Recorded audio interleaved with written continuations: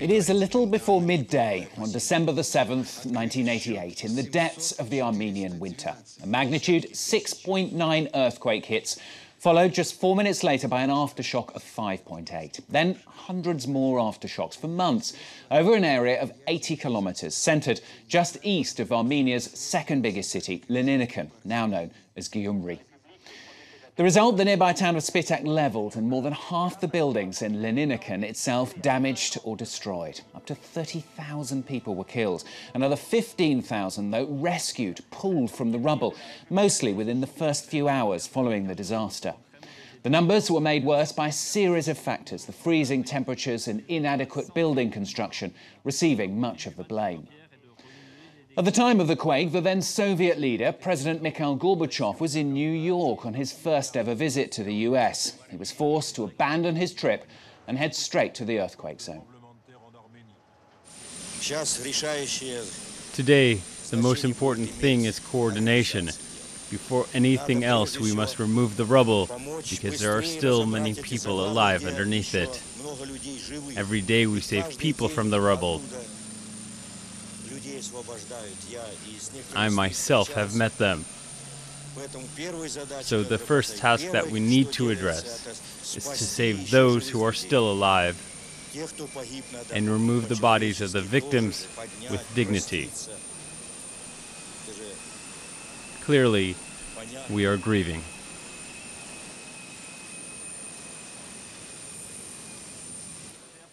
The days after the quake were full of suffering, but around the world, ordinary people began to mobilise. Thousands of volunteers from around 150 countries went to Armenia to help, and many, many more sent money.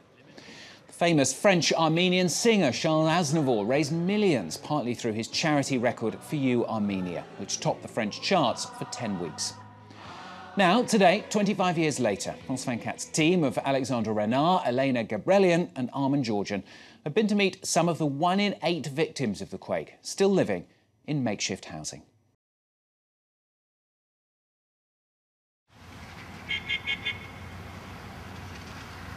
Gyumri beer, a sturdy landmark amid the changing fortunes of this city. The brewery was founded in 1898. Gyumri was then part of the Russian Empire. It flourished in the 20th century with mass production starting in the 1970s. At that time, Armenia was a Soviet republic, and the city was called Leninakan, after the founder of the USSR. The brewery emerged from the earthquake and the Soviet collapse as Gyumri's top industrial employer. Manager Arshaluis Sanoyan is confident of a bubbly future. If you'd been here 20 years ago, you'd have seen nothing but ruins. Our factory was flattened by the earthquake. The Soviet authorities didn't even try to get it going again. Around 200,000 bottles are rolled out here every day. This brand is very competitive on the Armenian market. We're not exporting it yet, but it's much better than Soviet beer, and that's priceless. Gyumri beer employs about 500 people. That's a boon for a city with 60% unemployment. Aram Grigorian has been here for 10 years. The men in this town can't feed their children because they don't have jobs. They can't make their families happy, so I'm very lucky. Laborers earn around $150 a month. That's almost double the city average. Aram's wife, Armine, also works here. She was a high flyer at university, but had to settle for labeling bottles. I graduated with a distinction in civil law and criminal law. But our country is in such a state, it's almost impossible to find a job in my field. The couple heads home after their shift. Every day they cross a wasteland. This is all that's left after the earthquake and the death of the Soviet centrally planned economy. Aram remembers this industrial zone in the old days. Everything collapsed in the earthquake. The only factory still standing in Gyumri is our brewery. There used to be a machine tool maker. It doesn't exist anymore. There was a bread factory, that's gone too. And there was a place where they processed meat. It doesn't exist either. They were really huge structures.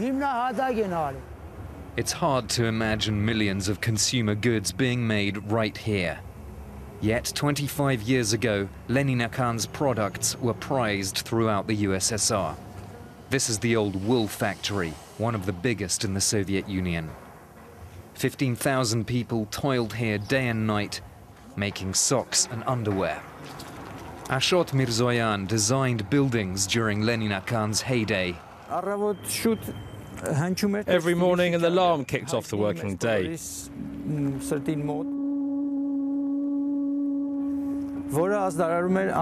You could hear it right across the city. You couldn't ignore it.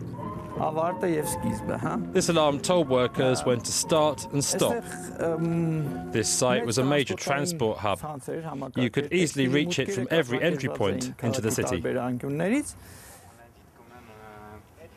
Communism is slowly giving way to capitalism. A Lebanese investor has bought the site and is turning it into a leisure complex. Here we're going to build a supermarket. Next to it there'll be a cafe. And over there we're building a luxury hotel. You'll see. It's going to be fantastic. A short walk takes us to the ruins of the dormitories. Workers from many Soviet republics slept here.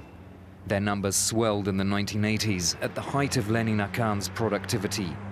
The authorities had to build these dorms very quickly because a lot of workers were coming in. The architecture's faulty, as the earthquake soon showed. Industry, the fountain of life in Leninakan. In the earthquake, concrete and steel rained down, killing nearly 30,000 people. 500,000 slept on the streets. The catastrophe put an obscure Soviet republic on the international map. The world's attention suddenly focused on this ancient Christian nation. Millions of dollars poured in to help the homeless, and temporary shelters mushroomed. Today, these shanty towns sprawl across Gyumri. Locals call them domiks, a Russian word meaning little house. These prefabs have become permanent homes for 13,000 people, among them the Gregorians. Admittedly, this isn't the house of our dreams. It's not where you'd want to see your children grow up. But a lot of people don't even have this. We're grateful for a roof. Years of modest home improvements haven't dimmed the memory of the disaster that landed them here. When the earthquake happened, I was the same age as my daughter is now. I have no memories before that. But every child of my age grew up very quickly after that. My mum caught me in her arms and ran down the stairs to get out.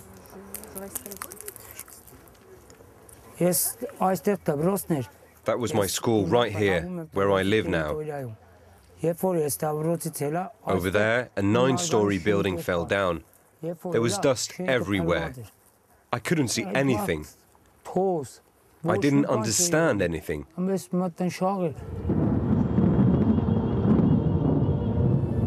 The tremor strikes just before midday on December the 7th, 1988.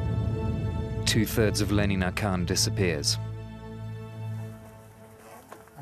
Aram has lived in this domik since he was a child. Now his own children are growing up here. Anna and Arnie, aged 4 and 7, go to school while their parents work the factory shift.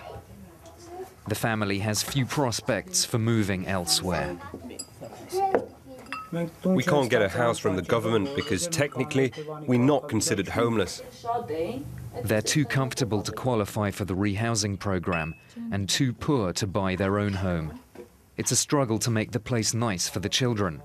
This is the girls' room. Every year we stick new paper up on the wall. But in winter it's cold and humid, so it comes unstuck. And we can't afford to redo this every time the paper comes off. In winter, temperatures plunge to 26 degrees below zero. That's a challenge for personal hygiene. The pipes freeze, so we have to carry water from the outside in buckets. There's concrete in here, and it all freezes up.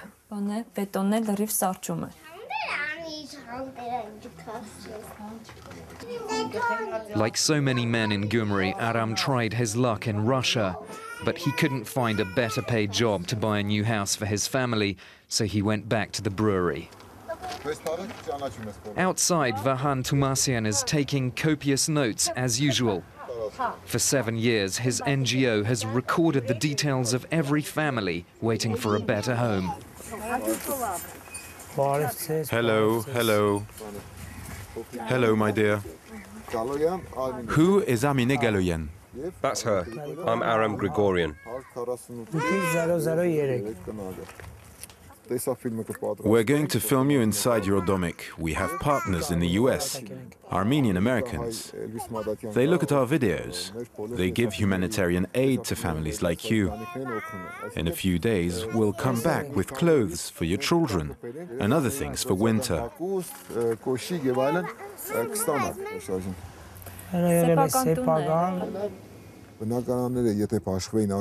If new flats had been allocated without corruption, we wouldn't have this situation today, where 4,500 families live in makeshift accommodation. Sometimes new apartments were given to people who hadn't lost their homes in the earthquake, or to people who weren't even from Gyumri. These flats were given in exchange for bribes. We head for the old town known as Alexandropol. It's barely changed since the Russian Tsars ruled here 2 centuries ago. These low-lying buildings survived the earthquake. We've come to the headquarters of Vahan's NGO, Shirak Center, named after the region around Gyumri. How's it going? Are the pictures good? Yep, they're fine. The team has already put 300 videos online to attract foreign donors. Thanks to these videos, Armenian Americans bought 14 apartments for families here. Through our work, we've channeled $1 million into Gyumri. $1 million, that's equivalent to 1/3 of the city's budget. The center also films donors handing out new house keys to earthquake victims. That's a safeguard against corruption. We put these videos on YouTube. The process is transparent. You can actually see who is getting the home. The NGO taps into a global Armenian diaspora. Prominent figures such as singer Charles Aznavour helped after the earthquake. About 2/3 of the world's Armenians live outside the country. Diaspora Armenians and other international donors financed just under half of all new homes built after the disaster. The Soviet and Armenian governments paid for the rest. Now Armenia is short of money and had to borrow from Russia to pay for this new district. The state allocated nearly 3,000 flats here in the last 3 years. It loaned $500 million from Russian banks. The flats look nice from the outside, but the quality really isn't very good. A new place to live after waiting for a quarter of a century. Supposedly these buildings are earthquake-proof. They withstood a tremor last August, but that was a small one. You're renovating already. I'm filling up the wall. Why, is it empty? I'm putting glue in it. There's nothing under the wall, and the wind blows right through the flat. Well, fill it well then. Despite the defects, this spanking new complex is in great demand, and yet it's only half occupied. There's been a lot of activity here over the last year, but the gas pipes aren't finished, so people can't leave their domics.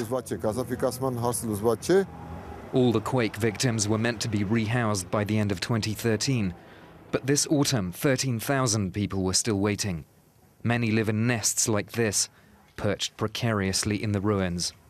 These buildings have been officially classified as uninhabitable. People looted the steel framework and sold it. This happened a lot after the earthquake, so the buildings became more fragile and collapsed. That killed even more people. 3,000 dwellers of fortune face mortal danger every day. Vahan's priority is to get them out of here as soon as possible. Lucine Kutsuzien has lived here for 15 years. She was 3 years old in the earthquake, but the aftershocks are still with her. Look at how we live. This could fall down on our heads at any moment. We don't know what will happen to us. This floor became available when someone moved out. It was hardly ideal, but Lucine needed a roof. It was at the time of the former mayor. I went to the town hall and they told me, go and hunt around. If you find something, take it. I looked everywhere, and this place was empty. My son used to sleep here. When the building flooded, the wall moved, so stones would fall on top of him. He was 5 years old then. Now Lucine lives 1 floor below, in 3 rooms. Her husband is away, so she looks after their 4 children. She gets a bit of help from an ailing aunt. I do little jobs here and there. I clean carpets, I pick vegetables. When my husband went to Russia, he didn't send any money for the first 3 months. Now he's found a job there. Daddy's bringing me a car. Daddy is in faraway Siberia, working as a mason. With thousands of men away, Gyumri is left to women, children, and grandparents. Still, Armenia's second city has found some of its former luster. This year, it's the cultural capital of a Eurasian organization. This renovated main square showcases the Commonwealth of Independent States. It's a group of 9 former Soviet republics. Like Armenia, they're all politically closer to Moscow than to Europe.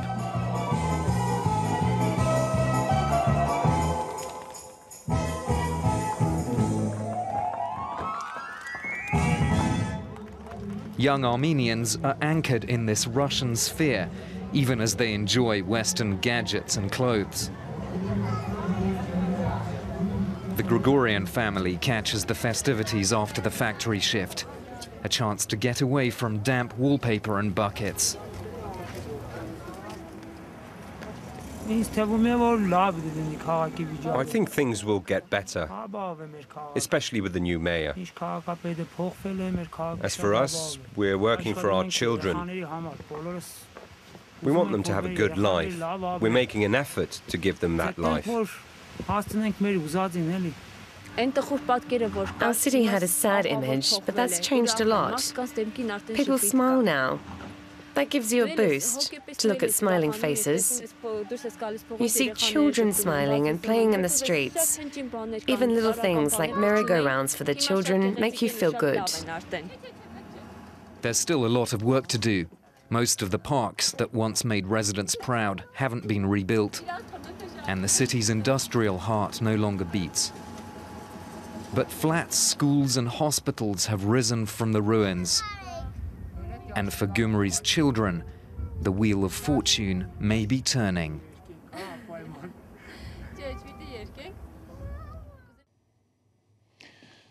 The people of Armenia still living with the effects of the massive earthquake 25 years on. Well, lots more editions of Revisited, of course, coming up here on France 24, so stay with us if you can.